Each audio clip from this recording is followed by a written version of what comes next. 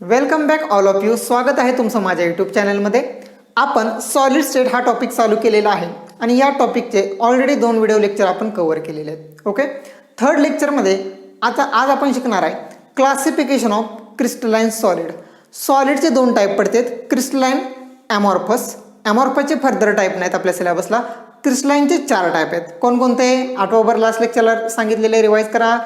आयनिक solid, covalent solid, molecular solid आणि metallic solid. ठीक आहे, चला तर मग सुरू करूया. क्रिस्टलाइन सॉलिड कशा कशापासून बनलेत त्याच्यावरून त्याचे 4 टाईप पडतील. पहिला कोणता असतो? Ionic solid. मी पहिल्यांदा एनलिस्ट करतो, थोडेसे रिवाइज करतो, म्हणजे थोडं सांगतो त्यांच्याविषयी, एक बॅकग्राऊंड तयार करतो आणि मग एक एक आपण डिटेलमध्ये शिकूया. आयोनिक सॉलिड, दुसरा आहे covalent network solid. Covalent network solid. आता याला नेटवर्क का म्हणायचं तो पॉईंट चालू केल्यानंतर तुम्हाला लगेच कळेल. ओके, आता काय लोड घेऊ नका, आता फक्त टायटल लक्षात राहतील याचा प्रयत्न करा. तिसरा असतो molecular solid. Molecular solid. And last one metallic solid. काय असतो? Metallic solid. आता तुम्ही म्हणाल हे जे क्लासिफिकेशन आहे कोणत्या बेसवर क्लासिफिकेशन केलंय? तर क्रिस्टलाइन सॉलिड जर आयन्स पासून बनला असेल. आयन्स म्हणजे काय? असा आयटम ज्याच्यावरती चार्ज आहे, आणि चार्ज 2 प्रकारचा असतो, पॉझिटिव्ह आणि निगेटिव्ह, कटायन आणि अनायन. म्हणजे जो क्रिस्टलाइन सॉलिड आयन्स पासून बनला आहे त्याला म्हणायचं असतं आयनिक सॉलिड. म्हणजे ह्याच्यामध्ये कॉन्स्टंट पार्टिकल्स काय आहेत? आयन्स. आणि आयन्स 2 प्रकारचे असतात, कटायन्स आणि अनायन्स. Covalent network solid. आता कोव्हॅलेंट नेटवर्क सॉलिडमध्ये कोणता बॉन्ड असणार? कोव्हॅलेंट बॉन्ड असणार. कोव्हॅलेंट बॉन्ड कोणाकोणामध्ये असतो? ॲटम्समध्ये असतो. म्हणजे याच्यामध्ये कॉन्स्टंट पार्टिकल्स काय असणार? ॲटम्स. कॉन्स्टंट पार्टिकल्स काय असणार? ॲटम्स. मोलिक्युलर सॉलिडमध्ये काय असणार सांगा? मोलिक्युल्स. म्हणजे हे कशापासून बनलेलं असणार? मोलिक्युल्स पासून. आणि मेटॅलिक सॉलिड, मेटल्स. मेटॅलिक सॉलिडच्या अंडर सगळे काय येतात? मेटल्स येतात. ओके, मग ह्याच्यामध्ये आपण शिकणार आयनिक सॉलिड. म्हणजे आयन्स पासून बनलेल्या सॉलिडच्या काय प्रॉपर्टी असतात, ॲटम्स पासून बनलेल्या सॉलिडच्या काय प्रॉपर्टी असतात, मोलिक्युलर सॉलिड मोलिक्युल्स पासून बनले त्याच्या काय प्रॉपर्टी असतात, आणि मेटॅलिक सॉलिड म्हणजे मेटलच्या काय प्रॉपर्टी असतात. ह्याचा थोडाफार बेस आपल्याला ऑलरेडी थोडा इकडं तिकडे झालेला असतो. आता एक एक पॉईंट डिटेलमध्ये आपण शिकणार आहे. ओके, त्याच्या अगोदर एवढं लिहून घ्या, मग आपण एकाला डिटेलमध्ये स्टडी करूया. ओके, लिहून झालं असेल तुमचं. ओके, क्लासिफिकेशन मधला आपण क्लासिफिकेशन ऑफ क्रिस्टलाइन सॉलिड मधला आपण पहिला टाईप चालू करतोय, आयनिक क्रिस्टल्स. कोणता? आयनिक क्रिस्टल. तर आयनिक क्रिस्टलच्या कोणकोणत्या प्रॉपर्टीज आहेत त्या आपण आता शिकणार आहे. आयनिक सॉलिड हॅव फॉलोविंग कॅरेक्टरिस्टिक्स. कोणकोणत्या कॅरेक्टरिस्टिक्स? पहिला पॉईंट जो आत्ताच मी डिस्कस केला, आयनिक सॉलिडमध्ये कोण असतं? आयन्स असतात, बरोबर का? कॉन्स्टिट्युएंट पार्टिकल्स माझ्याबरोबर लिहिलं तरी चालेल. Constituent particles of ionic solid are ions. कोण असतात? आयन्स असतात. That is cations and anions. कारण आयन्स 2 प्रकारचे असतात, कटायन्स आणि अनायन्स. कटायन्स म्हणजे पॉझिटिव्ह, अनायन्स म्हणजे निगेटिव्ह. आता लक्षात कसं ठेवायचं माहिती आहे का? कटायन असं लिहायचं, कटायन. म्हणजे कटायन कसा? टी म्हणजे प्लस सारखा दिसतो नाही, कटायन कसा असतो? पॉझिटिव्ह असतो. अनायन असं लिहायचं, अनायन. अनायन, बरोबर का? आयन ज्याच्यावर निगेटिव्ह चार्ज आहे, अनायन. आयन ज्याच्यावर पॉझिटिव्ह चार्ज आहे, कटायन. ओके, हे माहीत नसेल, जर माहीत असेलच, जर माहीत नसेल तर असं लक्षात ठेवायचं. म्हणजे मी 9वीत असताना असं लक्षात ठेवलं होतं, कटायन, अनायन. अनायन म्हणजे निगेटिव्ह, कटायन म्हणजे पॉझिटिव्ह. ठीक, म्हणजे याच्यामध्ये कॉन्स्टंट पार्टिकल्स काय आहेत सांगा? कटायन्स आणि अनायन्स. ओके, आता मी काय करतो, कटायन अनायन असे काढतो, कटायन अनायन, कटायन अनायन. म्हणजे एक तुमच्या लक्षात आलं असेल.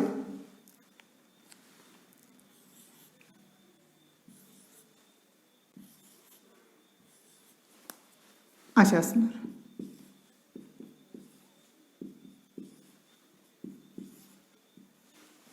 बरोबर. आता तुम्हाला असं का काढलंय, अनायन्स मोठे का काढलेत, म्हणजे ज्याच्यावर निगेटिव्ह चार्ज आहे ते मोठे का काढलेत, तर जनरली मोस्ट ऑफ द केसमध्ये जो अनायन असतो ना, अनायन तो इलेक्ट्रॉन ॲड झाल्यामुळेच बनलेला असतो, त्यामुळे त्याची साईज मोठी असते. ओके, अनायन मोठा असतो आणि पॉझिटिव्ह असतो तो छोटा असतो. ओके, असं स्ट्रक्चर असतं क्रिस्टलाइन सॉलिडचं, आयनिक क्रिस्टलाइन सॉलिडचं. ओके, आता सेकंड पॉईंट आपण शिकणार आहे याच्यामध्ये.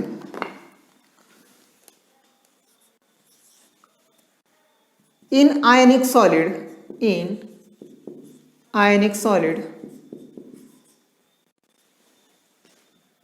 ions are held together by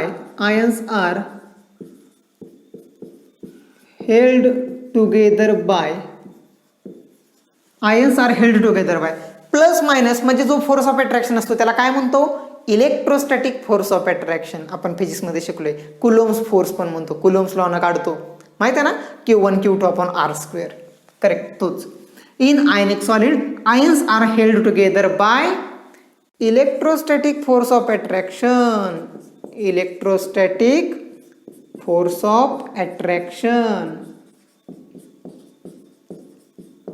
that is कोणता, Coulomb force between opposite charges. Coulomb force between opposite charges.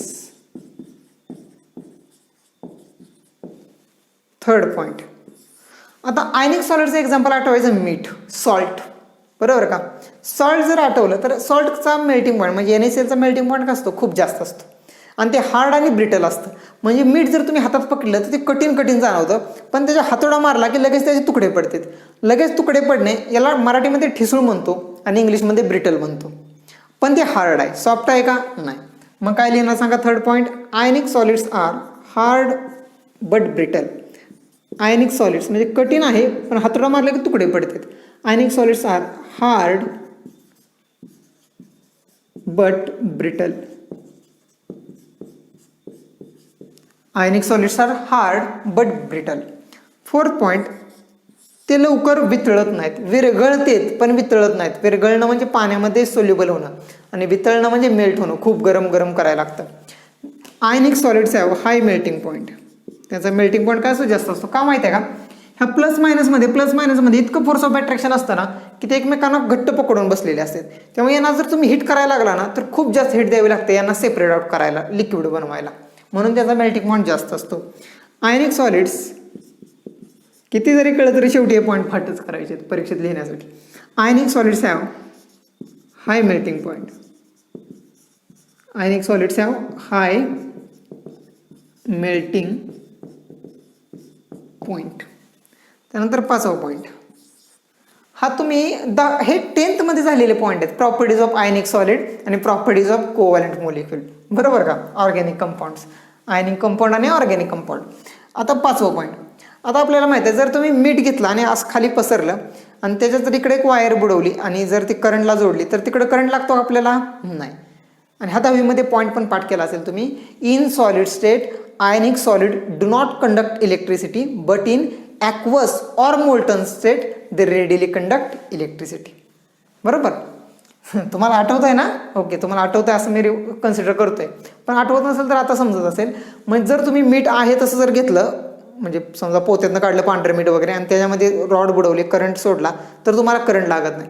पण जर ते मीठ तुम्ही वितळवलं म्हणजे लिक्विड केलं किंवा जर त्याला तुम्ही पाण्यामध्ये टाकलं म्हणजे डिझॉल्व केलं, सोल्युबल केलं, ॲक्वस सोल्युशन बनवलं, मग त्याच्यामध्ये करंट लागतो. ओके, मग त्याच्यामध्ये करंट फ्लो होतो. आयनिक solids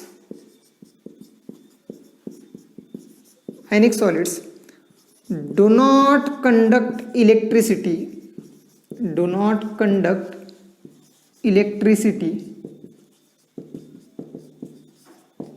in their solid state.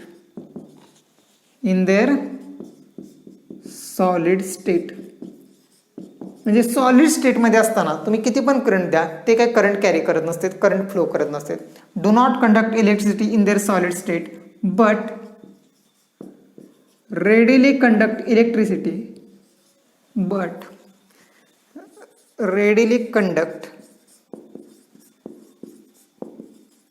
Electricity in कोणकोणत्या फॉर्ममध्ये?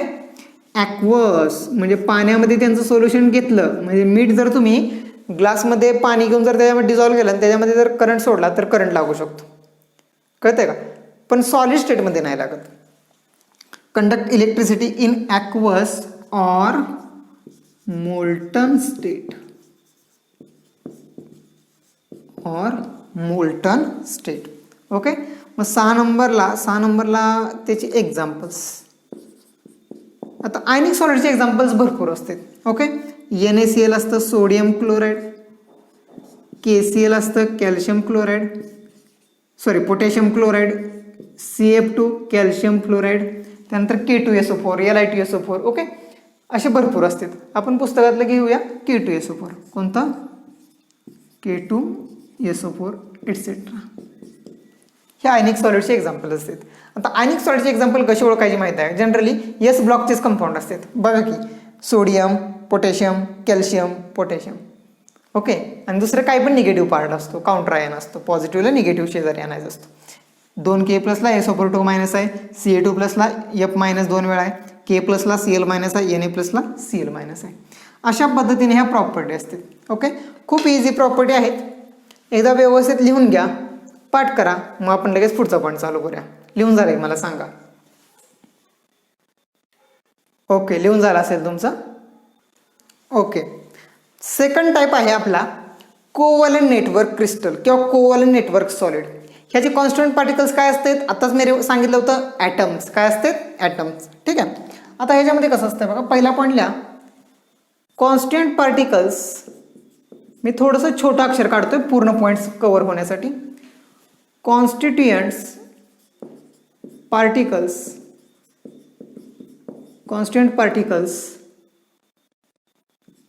in covalent network solid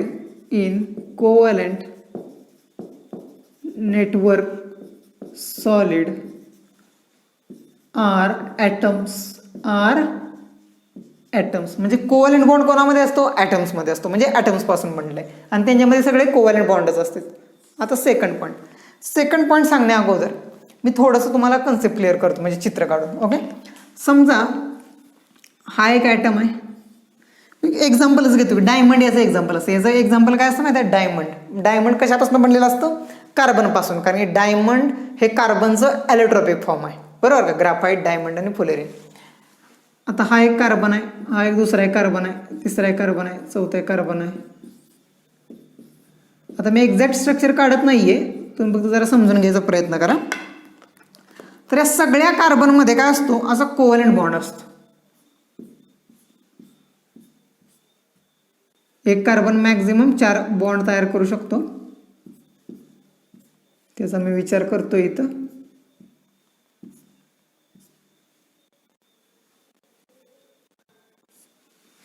okay, अशा पद्धतीनं. मग समजा कार्बन ॲटम सगळे एकमेकांना जोडले का नाही, एक नेटवर्क होतं, नेटवर्क जाळीसारखं दिसतं, नेटवर्क सारखं दिसतं, म्हणून त्याला काय म्हणतो आपण? कोव्हॅलेंट बॉन्ड आहे, नेटवर्क सारखं आहे आणि ते सॉलिड स्टेटमध्ये आहे, म्हणून त्याला काय म्हणतो? कोव्हॅलेंट बॉन्ड असलेलं नेटवर्क सारखं क्रिस्टल किंवा कोव्हॅलेंट बॉन्ड असलेलं नेटवर्क सारखं सॉलिड, त्याला काय म्हणतो आपण? कोव्हॅलेंट नेटवर्क क्रिस्टल किंवा कोव्हॅलेंट नेटवर्क सॉलिड. आलं लक्षात? मग सेकंड पॉईंट काय लिहिणार सांगा? इन दिस स्ट्रक्चर किंवा in this crystal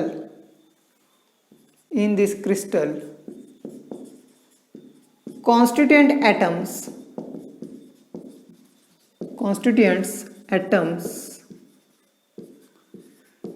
are held together by, एकमेकांना कशानं पकडून ठेवलेत? held together by strong covalent bond.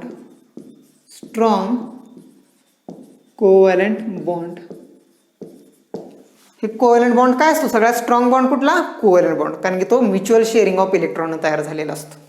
Strong covalent bond which gives हे असं झाल्यामुळं विच गिव्स थ्री डायमेन्शनल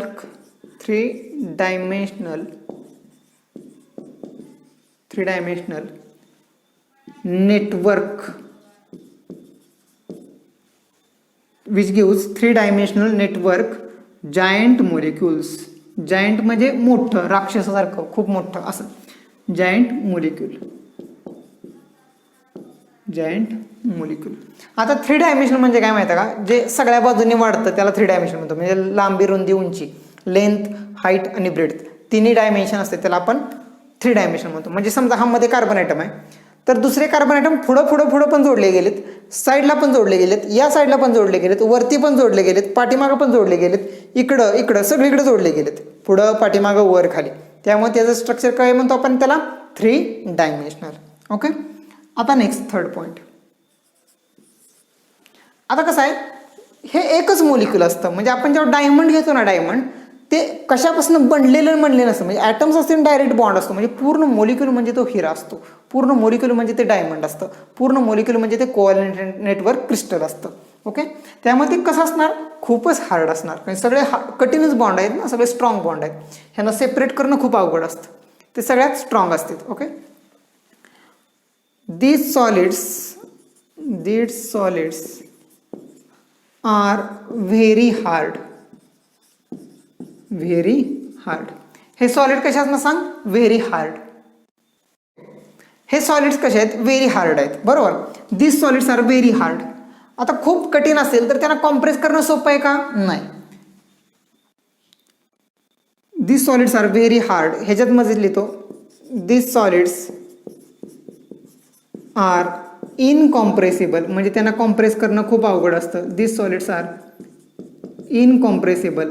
खूप हार्ड आहे, इनकॉम्प्रेसिबल आहे. मग त्याचा मेल्टिंग पॉईंट, बॉइलिंग पॉईंट पण काय असणार, खूप जास्त असणार. Okay. They have very high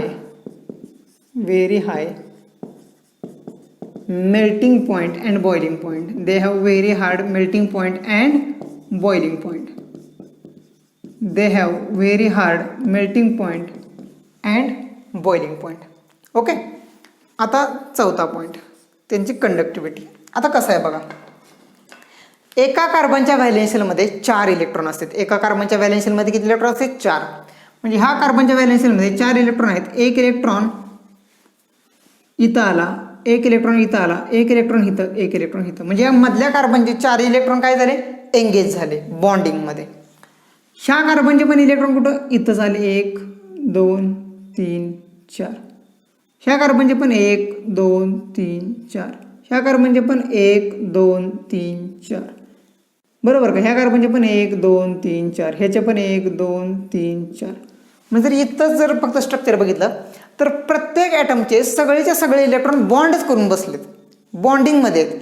मग ते मुव्हेबल आहेत का, फ्री इलेक्ट्रॉन्स आहेत का, नाहीत. आणि ज्याच्यामध्ये फ्री इलेक्ट्रॉन नसते ते bad conductor of heat and electricity असतं. चला तर मग तो पॉईंट लिहूया. In covalent network solids, in covalent network crystal, in covalent network crystal, in covalent network crystal, all electrons of atoms are involved in bonding. All electrons of atoms are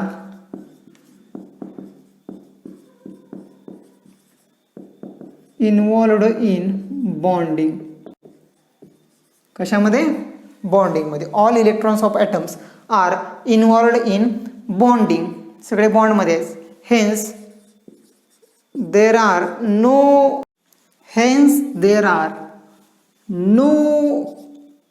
free म्हणजेच काय, mobile. Hence there are no free म्हणजेच mobile electrons. आता जर या मोलिक्यूलमध्ये जर मोकळे electrons नसतील तर करंट कॅरी करणार का, नाही. हीट कॅरी करणार का, कंडक्ट करणार का, नाही. Therefore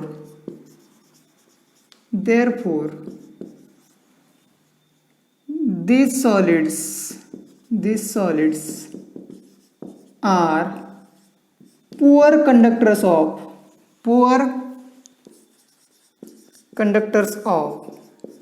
therefore these solids are poor conductors of heat and electricity. Electricity, बरोबर का? आता 5वा पॉईंट, लास्टचा पॉईंट, ह्याची एक्झाम्पल्स कोणकोणते असतात, ह्याची एक्झाम्पल्स कोणकोणते असतात. मी जरा फॉन्ट बदलतो, निळ्याने लिहितो म्हणजे तुमचं जरा लक्षात राहील. ओके, ह्याचे एक्झाम्पल्स आता सांगितले. डायमंड, काय असतं? डायमंड. त्यानंतर क्वार्ट्स, क्वार्ट्स म्हणजेच काय? सिलिका. क्वार्ट्स म्हणजेच काय? SiO2, silica. डायमंड, क्वार्ट्स, त्यानंतर डायमंड्स, क्वार्ट्स, डायमंड, क्वार्ट्स, त्यानंतर boron nitride, boron nitride and carborundum, carborundum etcetera. ही याची एक्झाम्पल्स असतील. कोणकोणती? डायमंड, क्वार्ट्स, बोरॉन नायट्राइड आणि कार्बोरंडम. आय होप सर्व कन्सेप्ट तुमच्या क्लिअर झाले असतील. मी खूप स्लो आणि व्यवस्थित एक्सप्लेन केलेलं आहे. व्हिडिओ पॉज करा, व्यवस्थित लिहून घ्या. लिहून झाले की मला सांगा.